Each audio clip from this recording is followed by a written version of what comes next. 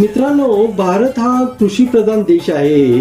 पण किती विचित्र गोष्ट आहे, जो आज आपल्या शेतामध्ये कामाला असतो त्या माणसाला 500 रुपये पगार असतो, पण तो निवांत असतो, प्रत्येक क्षणाचा आनंद घेत असतो. पण ज्या शेतकऱ्याची 10 एकर 15 एकर शेती आहे, तो मात्र कर्जबाजारी झालेला असतो आणि त्याला रात्रीची झोप सुद्धा लागत नाही. मित्रांनो, हे असं का होतंय, तर याच्या माग सरकारची धोरणं कारणीभूत आहेत. मित्रांनो, 25 वर्षापूर्वी जो भाव मालाला होता तो आजही तसाच आहे. मित्रांनो, 25 वर्षापूर्वी कामगाराला 50 रुपये पगार होता, पण आज तो 500 रुपये झालेला आहे.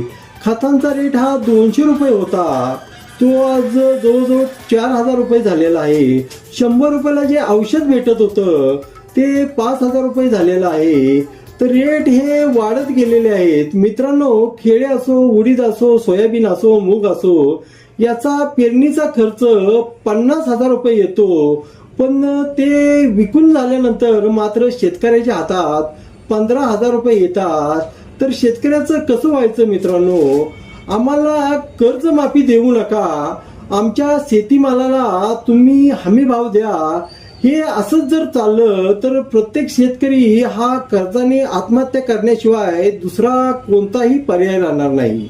तरी आमच्या मालाला फक्त तुम्ही हमी भाव द्या, ही एवढीच आमची इच्छा आहे.